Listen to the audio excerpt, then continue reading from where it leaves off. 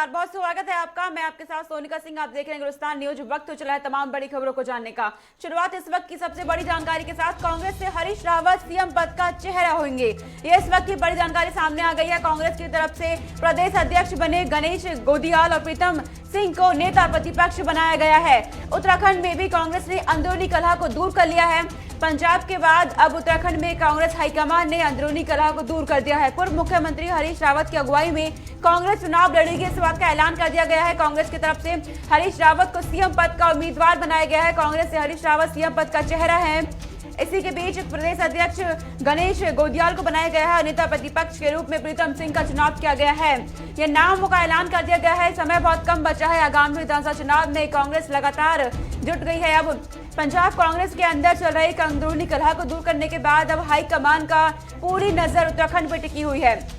उत्तराखंड में भी अंदरूनी कलह चल रही थी। कांग्रेस के अंदर विधायकों के अंदर नाराजगी का दौर था। दो खेमे में गठबूटी हुई नजर आ रही थी कांग्रेस, लेकिन अब हाईकमान ने सभी विधायकों की नाराजगी को दूर करते हुए कांग्रेस से हरीश रावत को सीएम पद का चेहरा बनाया है और प्रदेश अध्यक्ष गणेश गोदियाल को बनाया गया है। इसी के साथ नेता प्रतिपक्ष पर प्रीतम सिंह की नियुक्ति की गई है।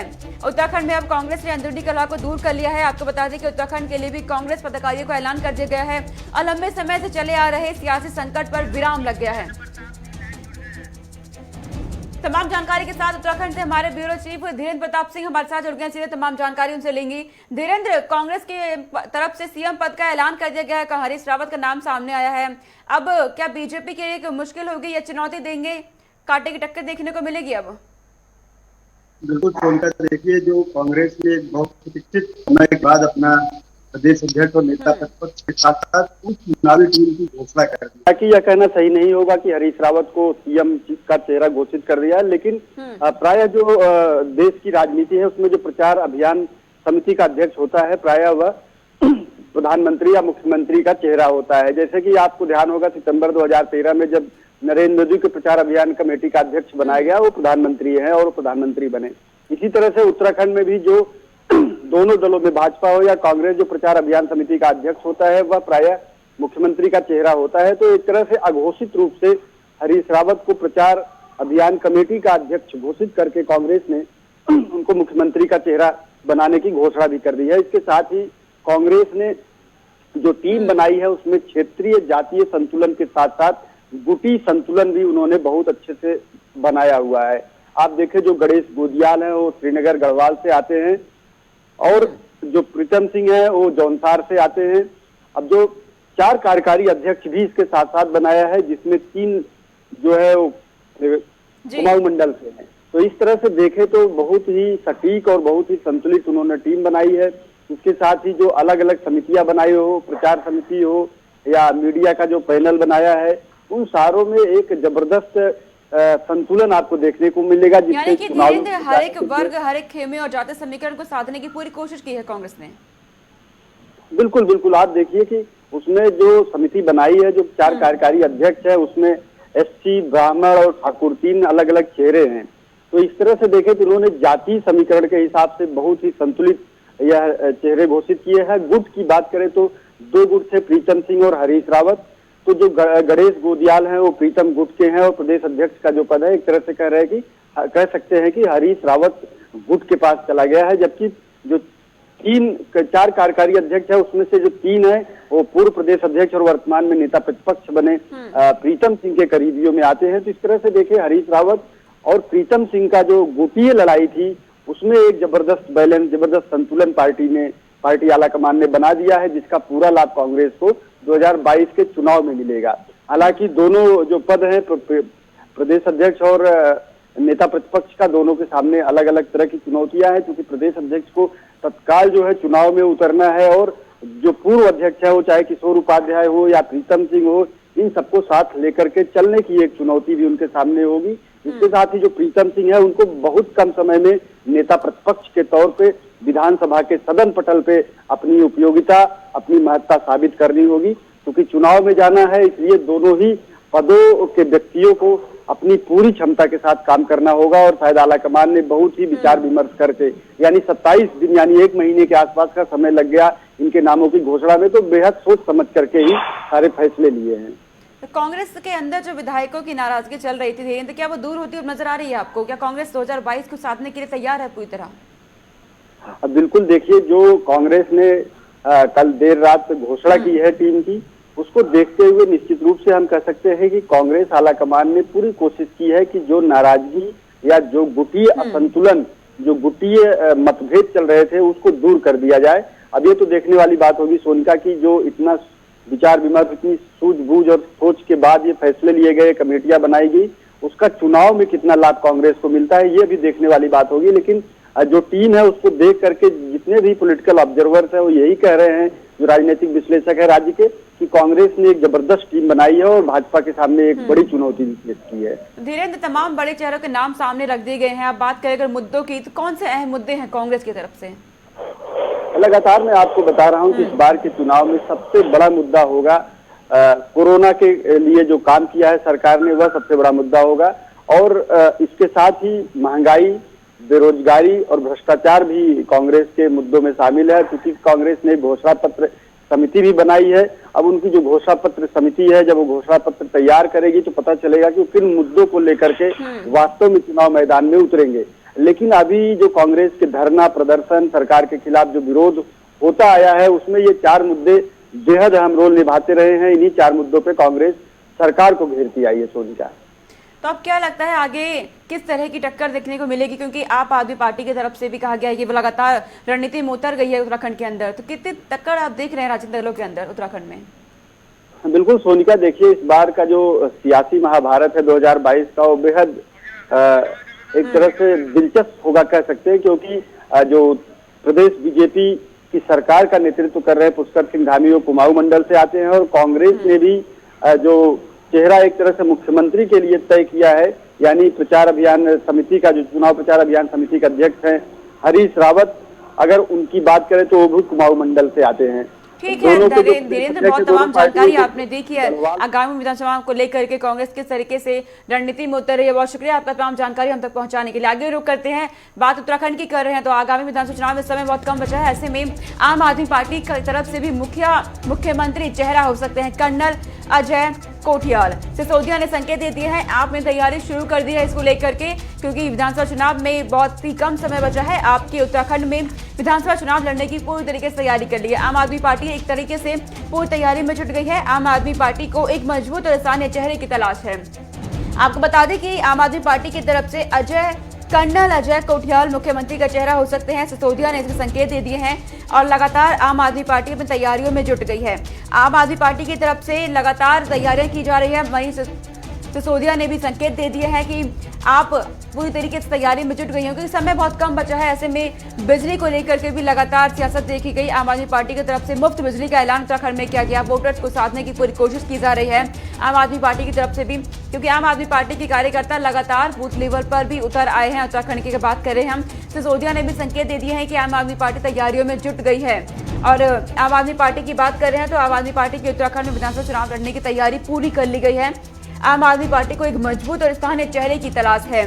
फिलहाल आम आदमी पार्टी की तरफ से कर्नल अजय कोठियाल मुख्यमंत्री चेहरा हो सकते हैं, ये जानकारी सामने आ रही है। इस वक्त की बड़ी खबर आप तक पहुंचा रहे हैं हमारी संवाददाता विशाखा चौधरी। तमाम जानकारी के साथ जुड़ गई हैं, तमाम जानकारी उनसे लेने की कोशिश करेंगे। विशाखा, आम आदमी पार्टी की तरफ से मुख्यमंत्री चेहरे का ऐलान कर दिया गया है, क्या लगता है आपको अब किस तरीके से आने वाले समय में टक्कर देखने को मिलने वाली है? जी बिल्कुल सोनिका, जिस तरीके से कल दिल्ली के जो डिप्टी सीएम है मनीष सिसोदिया उत्तराखंड दौरा रहा और उन्होंने जाहिर तौर पर वहां पर यह एक तरीके से समझिए कि अपनी इच्छा जो है वो जाहिर कर दी है कि उनकी तरफ से, आम आदमी पार्टी की तरफ से फिलहाल जो रिटायर्ड अजय कोठियाल हैं, कर्नल अजय कोठियाल हैं, वो मुख्यमंत्री पद का चेहरा हो सकते हैं और इसकी औपचारिक घोषणा भी बहुत जल्दी आम आदमी पार्टी के द्वारा की जाएगी। और बात करें होने वाली टक्कर की, तो जिस तरीके से मनीष सिसोदिया ने कल कहा, बीजेपी पर निशाना साधते हुए कहा है कि जिस तरीके से 3 सीएम बदलने पड़े बीजेपी को, ये उन्होंने एक आरोप एक तरीके से लगाया है और कहा है कि जनता की उम्मीदों पर खरे नहीं उतरे। और एक तरीके से उनके द्वारा कहा गया है कि बस नेताओं की सुनी जाएगी या फिर एक देशभक्त फौजी को अपनी नेता के रूप में चुना जाएगा। तंज उनके द्वारा और देखने की बात यह से मनीष सिसोदिया के द्वारा इससे पहले जब केजरीवाल दौरा रहा था तो उन्होंने कहा था कि 300 यूनिट बिजली फ्री दी जाएगी और पूरी जो रणनीति है अपनी वो बना रही है। इससे पहले जो आम आदमी पार्टी है वो एक ऐसा चेहरा तलाश कर रही थी जो कि बीजेपी और कांग्रेस की समीकरण साधने में पूरी मदद आम आदमी पार्टी की करे, लेकिन जिस तरीके से अभी शामिल हुए आम आदमी पार्टी में अजय कर्नल जो कोटियाल है उनके नाम पर फिलहाल जो मनीष सिसोदिया है उन्होंने एक तरीके से फिलहाल मोहर लगाई है कि वो मुख्यमंत्री पद का चेहरा हो सकते हैं। अब देखने वाली बात यह हुई कि जिस तरीके से आम आदमी पार्टी ने कांग्रेस और बीजेपी की टक्कर के रूप में कर्नल कोटियाल को उतारा है तो कितना जो लोकप्रिय फिलहाल अजय जो कर्नल कोटियाल है वो पाते हैं और किस तरीके से भारतीय जनता पार्टी और कांग्रेस की आपसी विकल्प के तौर पर फिलहाल आम आदमी पार्टी उभर पाती है और जनता को एक विकल्प पेश कर पाती है। जी, अगर बात करते हैं उत्तराखंड की विशाखा, तो आम आदमी पार्टी के कार्यकर्ता बूथ लेवल पर आपको नजर आ रहे हैं क्या कार्य करते हुए? जी बिल्कुल सोनिका, देखिए जिस तरीके से जब से केजरीवाल का उत्तराखंड दौरा रहा है और 300 यूनिट बिजली फ्री देने का जो उन्होंने एक तरीके से वादा जनता से किया है उसके तहत आम आदमी पार्टी एक बड़े लेवल पर अपना जनसंपर्क अभियान शुरू कर चुकी है और कुछ गाड़ियां उनके द्वारा सभी 70 विधानसभाओं में भेजी गई, जिन गाड़ियों के माध्यम से वो एक फ्री बिजली गारंटी कार्ड हर घर तक पहुंचा रहे हैं। और सीधा का उनका जो रीजन है वो यह है कि इस कार्ड के बनाने के माध्यम से सभी जिलों के सभी गांव तक उनकी पहुंच हो पाएगी। ये जो बड़ा जनसंपर्क अभियान है अभी तक आम आदमी पार्टी की तरफ से चलाया गया है और इसके तहत उन्होंने कहा है कि उनके कार्यकर्ता घर घर तक पहुंचेंगे। ये पूरा रोड मैप उनके द्वारा तैयार किया गया है और बहुत जल्द जिस तरीके से मुख्यमंत्री के चेहरे को लेकर आम आदमी पार्टी ने तस्वीर साफ करी है, जल्द ही सभी 70 के 70 विधानसभा क्षेत्रों में जो अपने उम्मीदवार खड़ा करेगी आम आदमी पार्टी उनके नाम की भी घोषणा कर सकती है और फिर उनका भी जनसंपर्क अभियान ठीक है विशाखा, तमाम जानकारी आपने दी कि आम आदमी पार्टी भी लगातार जुट गई है। मुख्यमंत्री के नाम को लेकर के भी उनकी तरफ से ऐलान किया जा रहा है कि कर्नल अजय कोटियाल हो सकते हैं। बहुत शुक्रिया आपका तमाम जानकारी के लिए। आगे रुक करते हैं, आपको बताते हैं कि उत्तराखंड में भारी बारिश का दौर लगातार जारी है। उत्तराखंड में भारी बारिश का कहर देखा जा रहा है। मौसम विभाग भी लगातार चेतावनी जारी कर रहा है। उत्तराखंड के लिए अभी नहीं मिलेगी राहत और बढ़ेगी लोगों की मुश्किलें, ये कहा गया है। मौसम विभाग की तरफ से चेताया जा रहा है कि अभी राहत मिलती नजर नहीं आ रही है। 30 जुलाई तक प्रदेश में बारिश का सिलसिला लगातार जारी रहेगा। 30 जुलाई तक का अलर्ट जारी किया गया है। उत्तराखंड में पहाड़ी क्षेत्रों में यात्रा न करने की सलाह दी गई है। दरअसल उत्तराखंड है पहाड़ी इलाका है, ऐसे में पहाड़ी क्षेत्रों में लोगों को यात्रा न करने की सलाह दी जा रही है। उत्तराखंड में बारिश का कहर लगातार जारी है। आपको बता दें कि उत्तराखंड में और आसपास के इलाकों में भी लगातार बारिश हो रही है। अभी और राहत नहीं मिलने वाली है। ये मौसम विभाग की तरफ से चेतावनी जारी की जा रही है। 30 जुलाई तक प्रदेश में बारिश का सिलसिला यूं ही बना रहेगा, ये मौसम विभाग की तरफ से कहा जा रहा है। आपको बता दें कि पहाड़ी क्षेत्र है तो ऐसे में पहाड़ी क्षेत्रों में लोगों को ना जाने की भी सलाह दी जा रही है, क्योंकि पहाड़ों को दरकने की तस्वीरें भी सामने आती है। उत्तराखंड में देखा गया बीते दिनों किस तरीके से तबाही का मंजर देखने को मिला। कई लोगों की मौत भी हो गई क्योंकि बारिश बहुत ज्यादा है और बारिश का कहर इतना कि कई लोगों की सांसें इसमें चली गई हैं। अभी और राहत नहीं मिलती नजर आ रही है। ये मौसम विभाग की तरफ से कहा जा रहा है कि 30 जुलाई तक प्रदेश में बारिश का कहर यूं ही बना रहेगा। लगातार बीते कई दिनों से उत्तराखंड में बारिश देखी जा रही है। मूसलाधार बारिश हो रही है, कभी रुक रुक कर रिमझिम बारिश तो कभी मूसलाधार बारिश लगातार उत्तराखंड में देखी जा रही है। मौसम विभाग भी लगातार अलर्ट मोड में है, अलर्ट करा है उत्तराखंड को। साथ ही प्रशासन और एनडीआरएफ की टीमें भी लगातार अलर्ट मोड में नजर आ रही हैं। हमारे संवाददाता धनराज गर्ग तमाम जानकारी के साथ जुड़ गए हैं सीधे। धनराज, मौसम विभाग ने अलर्ट जारी कर दिया उत्तराखंड के लिए, भारी बारिश का कहर देखने को मिलेगा और क्या जानकारी आपके पास? जी सोनिका, बिल्कुल एक बार फिर मौसम विभाग ने भारी बारिश का अलर्ट जारी किया है, जिसमें साफ तौर पर मौसम विभाग की तरफ से कहा गया है। जो मौसम विभाग के निदेशक हैं विक्रम सिंह, उन्होंने साफ तौर पर कहा है कि जिस तरीके से अभी बारिश से जो राहत है वो अभी उत्तराखंड वासियों को नहीं मिलने वाली है, क्योंकि अभी 30 तारीख तक भारी से भारी बारिश होने की संभावना उन्होंने जताई है। और साथ ही उन्होंने एक सलाह भी जारी की है कि जिस तरीके से उत्तराखंड एक संवेदनशील एरिया माना जाता है, पहाड़ी क्षेत्र है और तमाम पहाड़ियां सरकने का डर लगातार रहता है और साथ ही भूस्खलन की घटनाएं भी सामने आती हैं, उसको लेकर भी सतर्क रहने की सलाह उन्होंने दी है। और साथ ही कहा है कि अभी पहाड़ी क्षेत्रों की यात्रा न की जाए तो ज्यादा ही बेहतर होगा, क्योंकि जिस तरीके से पहाड़ी क्षेत्रों में बारिश अधिक होती है और उसके बाद जो पहाड़ दरकते हैं तो उसके बाद कहीं ना कहीं एक हादसा होने की संभावना रहती है, तो जिसके कारण ये यात्रा पर भी एक तरीके से रोक लगाने की बात उन्होंने कही है कि यात्रा पर रोक लगानी चाहिए और जो यात्री हैं उनको पहाड़ी क्षेत्र में न जाने दिया जाए, ताकि आने वाले समय में जो हादसे होते हैं उनसे बचा जा सके। वहीं सोनिका, आपको बता दूं कि जिस तरीके से अभी हमने देखा कि जो बारिश का मौसम रहा और मानसून जब से आए हैं तब से ही उत्तराखंड में बारिश लगातार हो रही है, और अभी जिस तरीके से अभी आपने देखा कि चमोली जिले में जो बादल फटने की घटनाएं भी सामने आई थी, जिसमें काफी लोगों 3 लोगों की मौत भी हो गई थी, जिसमें एक बच्ची भी थी 3 साल की। तो कहीं ना कहीं इस तरह की घटनाओं से बचने की सलाह लगातार मौसम विभाग दे रहा है। जी, तो प्रशासन कितनी अलर्ट आपको नजर आ रही है धनराज, क्योंकि जब भी बारिश का दौर हुआ तो तस्वीरें देखने को मिली, कई लोगों की जान भी चली गई, तो प्रशासन कितनी अलर्ट है इस वक्त?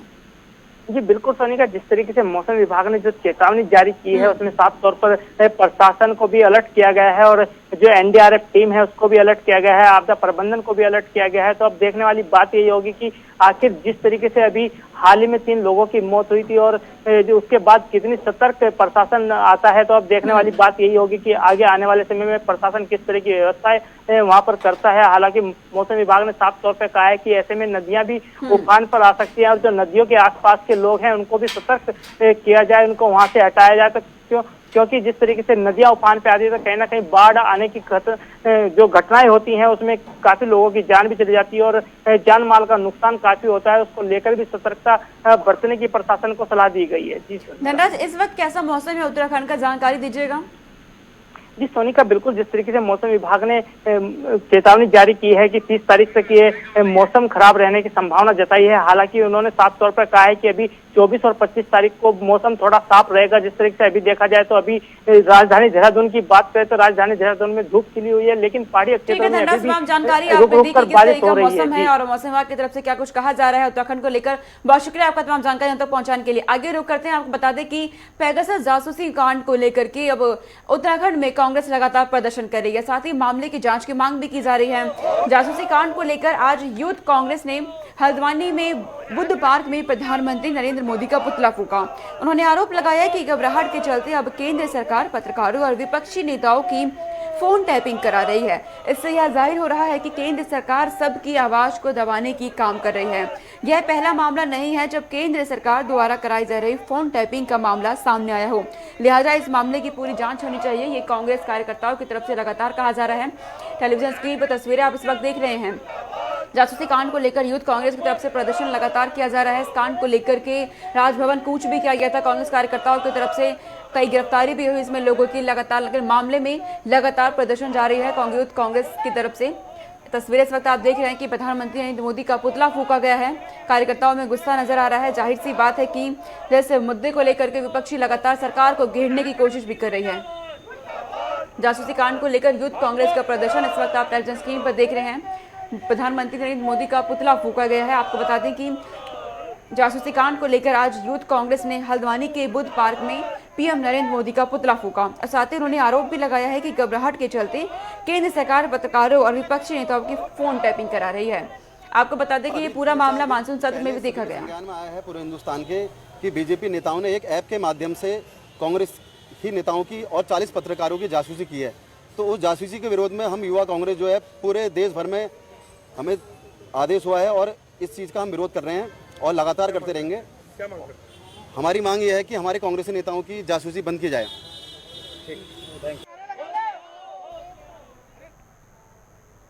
तो तस्वीरें आपने देखा, कांग्रेस यूथ की तरफ से प्रदर्शन किया जा रहा है लगातार। यूथ कांग्रेस जासूसी कांड को लेकर प्रदर्शन कर रही है। प्रधानमंत्री नरेंद्र मोदी का पुतला फूका है।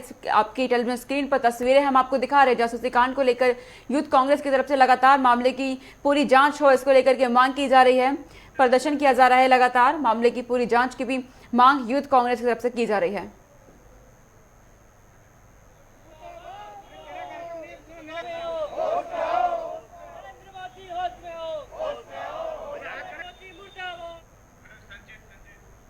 तमाम जानकारी के साथ हमारे संवाददाता संचित शर्मा हमारे साथ जुड़ गए हैं। संचित, अब जासूसी कांड को लेकर कांग्रेस की तरफ से प्रदर्शन देखा जा रहा है, क्या कुछ और जानकारी आपके पास?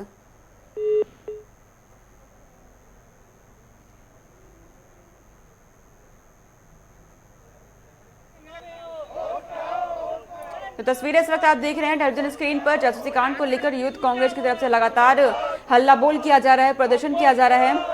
इससे पहले भी देखा गया था बीते दिन कांग्रेस कार्यकर्ताओं ने राजभवन कूच किया था जासूसी कांड को लेकर के। इस मामले में लगातार जांच की मांग कर रही है यूथ कांग्रेस की तरफ से। आपको बता रहे हैं, उत्तराखंड की तस्वीरें आपको दिखा रहे हैं। प्रधानमंत्री नरेंद्र मोदी का पुतला फूंका गया है। लगातार ये आरोप लगाए जा रहे हैं यूथ कांग्रेस की तरफ से कि प्रधानमंत्री नरेंद्र मोदी और केंद्र सरकारों ने विपक्षी पार्टियों के साथ पत्रकारों की फोन टैपिंग की है। फोन टैपिंग का ये पूरा मामला है। जासूसी कांड को लेकर यूथ कांग्रेस की तरफ से प्रदर्शन लगातार किए जा रहे हैं, जांच की मांग की जा रही है। आपको बता दें कि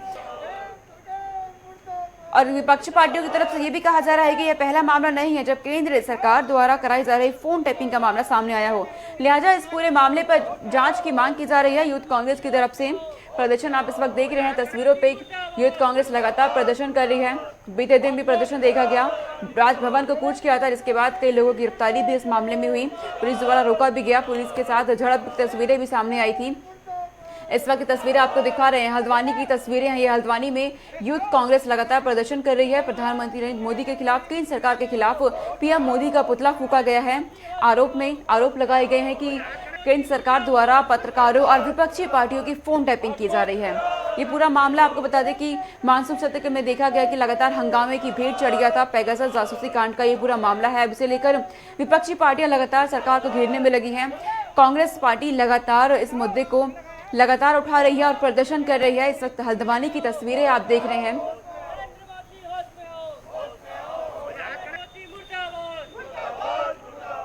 नारेबाजी की जा रही है, साथ ही विरोध प्रदर्शन किया जा रहा है। केंद्र सरकार के खिलाफ जमकर नारेबाजी करती नजर आ रही है कांग्रेस की तरफ से। यूथ कांग्रेस लगातार नारेबाजी कर रही है। जासूसी कांड को लेकर जांच की मांग भी की जा रही है कि इस मामले में पूरी जांच की जाए।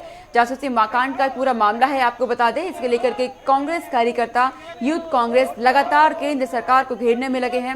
विपक्षी पार्टियां लगातार सरकार को घेरने में लगी हैं।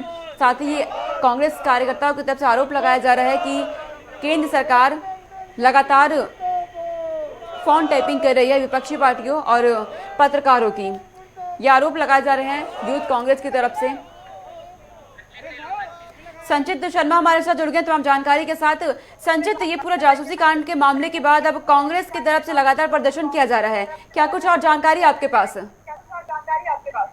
देखिए सोनिका, मैं आपको बात बता दूं कि अगर उत्तराखंड की करें तो उत्तराखंड में जिस तरीके से राहुल गांधी का नाम सामने आने के बाद लगातार जो कांग्रेस है वो सड़क से लेकर सदन तक घेराव कर रही है भाजपा का। उन्होंने साथ ही इनके ऊपर आरोप लगाते हुए कहा है कि जो भाजपा पार्टी है, भाजपा ने कहीं ना कहीं जिस तरीके से कांग्रेस की जासूसी करी, कांग्रेस के मुखिया, कांग्रेस के नेता राहुल गांधी की जिस तरीके से जासूसी करने के बाद इन्होंने उनकी जो निजी बातें हैं उनको रिकॉर्ड करवाया, उनकी जो निजता है उनको हनन किया, उसको लेकर के कांग्रेस लगातार उसका विरोध कर रही है। और बताया कि जिस तरीके से जिन जिन क्षेत्रों में, जिन जिन राज्यों में इन्होंने कांग्रेस के नेताओं को तोड़ा, कांग्रेस के कार्यकर्ताओं को तोड़ करके अपनी पार्टी में शामिल किया, तो वो भी एक आरोप इन्होंने भाजपा के ऊपर लगाते हुए कहा कि ये कहीं ना कहीं इसी जासूसी कांड को लेकर के प्रधानमंत्री नरेंद्र मोदी और इनके लोगों का हाथ बताया जा रहा है। ठीक है संचित, तमाम जानकारी आपने दी कि आगे कांग्रेस कार्यकर्ताओं की तरफ से किस तरह से प्रदर्शन किया जा रहा है, क्या कुछ जानकारी सामने आई। बहुत शुक्रिया आपका तमाम जानकारी हम तक पहुंचाने के लिए।